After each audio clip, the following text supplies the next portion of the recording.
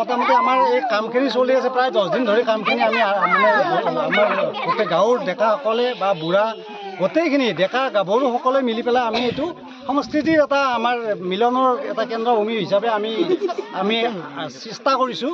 কাৰণ আজিকালি আমাৰ যান্ত্ৰিকতাৰ ধামখুমীয়াত আমাৰ যিটো সংস্কৃতি, আমাৰ লোক সংস্কৃতি, যিটো আমাৰ যিটো বাপতি হৰণ বুলি কয়, আমাৰ বিহুৰ যিটো পৰম্পৰাগত লক্ষণ, আমাৰ যিখিনি ঐতিহ্য সেইখিনি হেৰাই যাব ধৰিছে।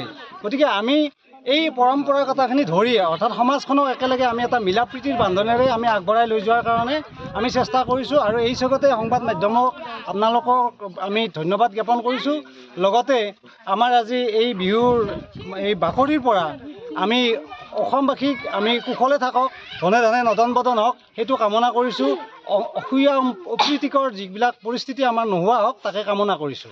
বিহুৰ লগত সংগতি ৰাখি আমি কিছুমান অনুষ্ঠান ৰাখিছোঁ। যেনে ধৰক তেলগছ আজিকালি আমাৰ এটা পৰম্পৰাগত আমাৰ এটা সংস্কৃতিৰ ভিতৰতে আছিল, সেইটো নোহোৱা হ'ব ধৰিছে। গতিকে আমি তেলগছ আমাৰ যিটো প্ৰতিযোগিতা, তেলগছ বহুৱা যিটো প্ৰতিযোগিতা সেইটো থাকিব, আৰু একক নৃত্য প্ৰতিযোগিতা থাকিব অসমীয়া এইটো আমাৰ যিটো বিহুগীতৰ আধাৰত। আৰু আমি লগতে ভোজ ভাত থাকিব আমাৰ গোটেই মানুহখিনি একলগ হৈ পেলাই, য'ত আমাৰ বিভিন্ন জেগাত কৰ্মসূত্ৰে বেলেগ বেলেগ জেগাত থাকে আজিকালি কৰ্মসংস্থাপনৰ তাগিদাত। গতিকে সেই মানুহখিনি আমি একলগ হৈ এটা মিলা প্ৰীতিৰ এটা বান্ধোন হিচাপে আমি এই অনুষ্ঠানখিনি আমি আয়োজন কৰিছোঁ। লগতে আমি এটা প্ৰদৰ্শনী টাইপ আমি আলোচনা কৰিছোঁ। আমি চিন্তা এটা কৰিছোঁ, আজিকালি যিটো পৰম্পৰাগত যিটো কৃষি সঁজুলি, সেই সঁজুলিখিনি আমাৰ যিটো যান্ত্ৰিক যুগত আমি লোপ পাব ধৰিছে। গতিকে আমি সেই বস্তুখিনিৰ লগত যাতে নতুন প্ৰজন্মই চিনাকি হয়, কি ধৰণৰ আমাৰ পৰম্পৰাগত আমাৰ পূৰ্বপুৰুষসকলে কৃষি পদ্ধতি কৰিছিল, কি ধৰণৰ আমাৰ সা সৰঞ্জাম ব্যৱহাৰ কৰিছিল, সেইখিনি আমি ইয়াত এটা উপস্থাপন কৰাৰ কাৰণে আমি প্ৰস্তুতি চলাইছোঁ। এইবাৰ কিহৰ আয়োজন কৰিছে? এইটো আমাৰ এটা ঐতিহ্য সংস্কৃতি ৰংঘৰ। এই ৰংঘৰ আমাৰ ধৰক আমাৰ এইখিনি আমাৰ এলেকাত এই নলবাৰী জিলাৰ পূৰ্বৰ ধৰ্মপুৰ বৰ্তমানৰ টিহু সমষ্টি, আমাৰ এইখিনি অঞ্চল এই সন্ধেলি গাঁওখন একেবাৰে 90% মানুহ 90% মানুহ কৃষিৰ লগত জড়িত। গতিকে ইয়াৰ পৰা মানুহে এই ৰংঘৰ কি বা অন্যান্য কি সংস্কৃতিবিলাক সম্পৰ্কে ঢুকি পাবলৈ আৰ্থিকভাৱে ইমান মানে সবল নহয়।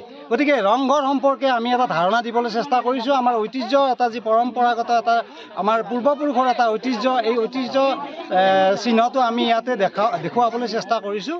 এই ধৰণৰ আমি চিন্তা এটা কৰোঁ। নহয় ভেলাঘৰ মানে আমাৰ মেজিটো জ্বলোৱা হ'ব, এইটো আমি জ্বলোৱা নহয়।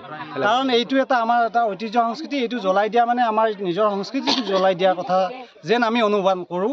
গতিকে আমি এইটো জ্বলাই দিয়াৰ ব্যৱস্থা তেনেকৈ আমি পৰিকল্পনা লোৱা নাই। যিকোনো খবৰৰ বাবে যোগাযোগ কৰক 7099017330 লগতে 7099017110 নম্বৰত।